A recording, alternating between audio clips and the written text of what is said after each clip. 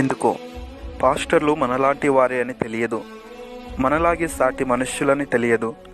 వాళ్లకు సమస్యలు ఉంటాయి, వాళ్ళు అలసిపోతారు, వాళ్ళు విసిగిపోతారు, వాళ్ళు డిప్రెషన్కి గురవుతారు, వాళ్ళు ఒంటరితనాన్ని అనుభవిస్తారు. ఎడతెగని సేవ కార్యకలాపాల్లో వాళ్ళ వ్యక్తిగత జీవితాలు, కుటుంబాలు నిర్లక్ష్యానికి గురవుతాయి.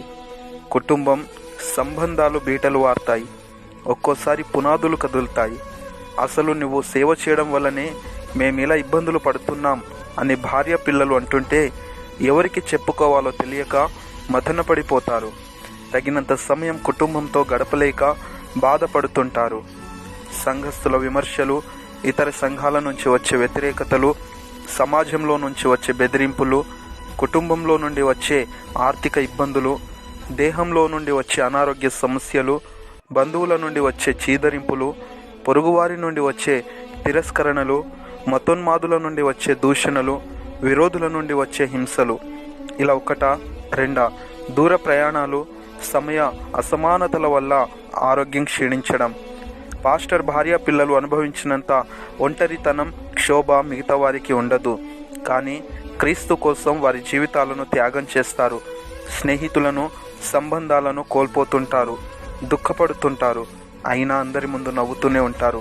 ఒకవైపు అనారోగ్యంతో బాధపడుతున్నా మరోవైపు సంఘ క్షేమం కోసం ప్రార్థిస్తుంటారు, ఉపవాసం ఉంటారు, కన్నీరు కారుస్తారు. అలాంటి పాస్టర్స్ని మనం ఎలా చూస్తున్నాం? తిడుతున్నాం, దూషిస్తున్నాం, అపహాసిస్తున్నాం, అవమానిస్తున్నాం, నిందిస్తున్నాం, వెక్కిరిస్తున్నాం, చిన్నచూపు చూస్తున్నాం, పలువురిలో పరువు తీస్తున్నాం.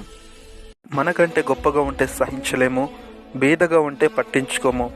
హెచ్చరికగా వాక్యం చెబితే ప్రేమ లేదంటాము, నెమ్మదిగా చెబితే ఉద్యోగం లేదంటాము, నవ్వుతూ చెబితే రోషం లేదంటాము. ప్రార్థన కూటములు పెడితే పని లేదంటాము, పెట్టకపోతే భారం లేదంటాము. దశమ భాగం గురించి చెబితే డబ్బు పిచ్చోడు అంటాము, మనకేం పెట్టకపోతే పీషనరీ అంటాము. గృహ దర్శనం చేస్తే వచ్చాడ్రా బాబు అనుకుంటాము. ఇంటికి రాకపోతే మాలాంటి వారి ఇంటికి ఎందుకు వస్తాడులే అని ప్రచారం చేస్తాం.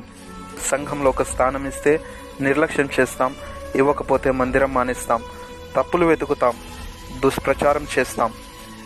కానీ ఏనాడైనా మనం బాగుండాలని కోరుకుంటున్నాడు, ప్రార్థిస్తున్నాడు, ఉపవాసం ఉంటున్నాడు, కన్నీళ్లు పెడుతున్నాడు అని ఆలోచించామా?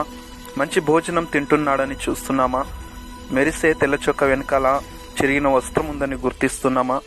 వచ్చే కొద్దో గొప్ప కానుకలతో కుటుంబమును ఎలా నడిపిస్తున్నాడో గ్రహిస్తున్నామా?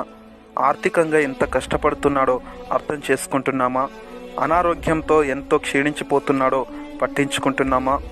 బాధలో ఉంటే పలకరిస్తున్నామా? దుఃఖంలో ఉంటే ఓదారుస్తున్నామా? కానీ మనం మాత్రం ప్రభువు కొరకై సేవకుడు పడే ప్రయాసంలో ఇంకా భారంగానే ఉంటాము. సంఘాలు మారుస్తాం, పక్కనే సంఘం పెట్టి విశ్వాసులను లాక్కుంటాం. సేవకుడి బలహీనతలు చూస్తాం, అతని కుటుంబంలో లోపాలు వెతుకుతాం. ఎందుకో పాస్టర్లు మనలాంటి వారి అని మర్చిపోతాం. వారిపైన జోకులు వేస్తాం, కార్టూన్లు గీస్తాం, మీమ్స్ రాస్తాం, రోస్టింగ్ చేస్తాం. స్పందిస్తే సహనం లేదంటాం, ఊరుకుంటే తప్పు ఉందంటాము. అతని వల్లే నవ్వుతాం, అతన్ని ఏడిపిస్తాం, అతని వల్లే బాగుపడతాం, అతని నాశనంను కోరుకుంటాం. అయినా పాస్టర్ కూడా మనలాంటి వాడే అని మర్చిపోతాం.